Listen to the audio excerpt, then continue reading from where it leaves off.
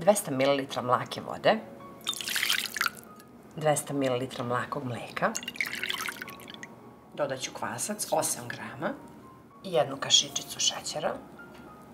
Pripremila sam 600 grama brašna, pa ćemo postepeno pomalo da dodajemo. Dodat ću 100 ml ulja, jedno jaje i jednu punu kašičicu soli. To je sve od namirnica što nam je potrebno za testo. Sad samo postepeno dodajemo brašno i zamesimo jedno mekano testo fino.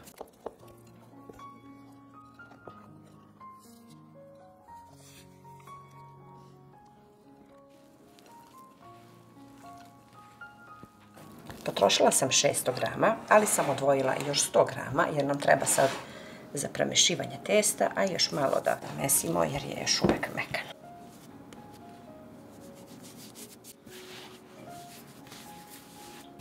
Testo je jako fino i mekano, samo sam malo brašna dodala na sto i to je sasvim dovoljno. Pa ćemo sada zamesimo malo, a onda ćemo da stavimo da nam naraste nekih 10 minuta. Evo testo kako je fino i mekano. Stavit ću u vanglicu, pokrećemo krpom i čekamo 10 minuta.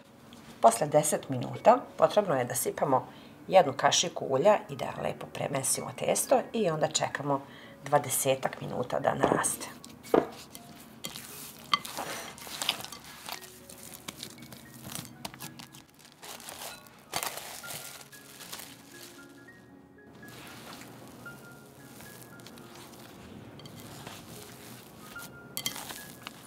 Sad kad je testo ovako lepo naraslo, sad ćemo da podelimo na nekoliko loptica. Evo kako je lepo, puno balončića.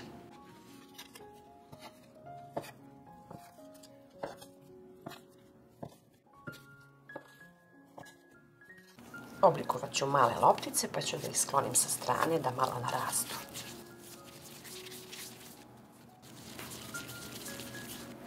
Ukupno 12 loptica sam dobila i sad čekamo samo 5 minuta da malo narastu kako bi radili dalje. Ovdje sam pripremila oko 150 grama putera koji je bio na sobnoj temperaturi i stavimo preko svake loptice ovako pomalo.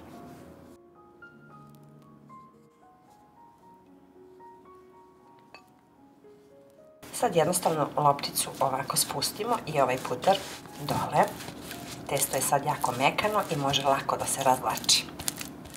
I sad samo jednostavno rukama ovako razvlačimo testo, ali ne sme da vam bude brašno ispod, već samo malo putera kako bi se ovako fino tanko razvuklo.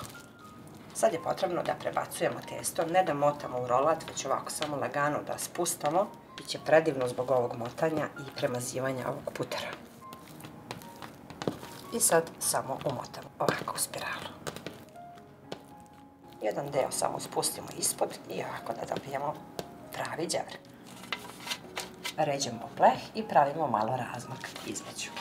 Znači samo stavite malo putera ove masnoće i lepo ovaj puter utisnite u testo i razvucite tanko. Jako se lako razvlači jer su loptice stojale na toplom, pa se fino i razvlači testo. Evo ovako, polako, pomalo, da dobijemo jednu lepu, finu, tanku koru.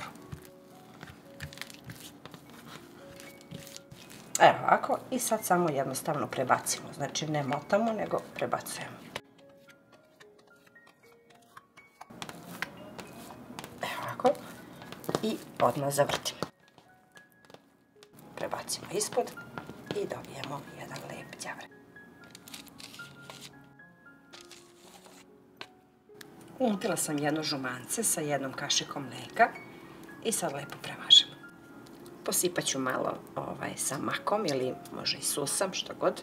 I pečemo ih na 180 stepeni 10-15 minuta.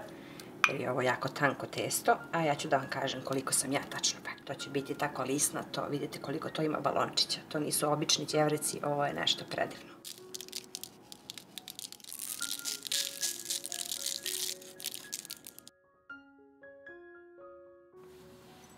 Evo, đevrek je pečen. Pekla sam 25 minuta, da znate, i sad vrlo malo putera ovo na četkici što je ostalo premažemo. To je tako puhnasto kao pamuk, predivno testo. Kako ovo predivno izgleda, koliko je ovo sad mekano. Moram da vam pokažem.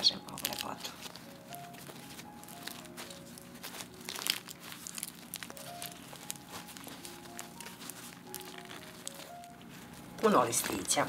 Pogledajte samo kako je to mekano, kao sunđer unutra.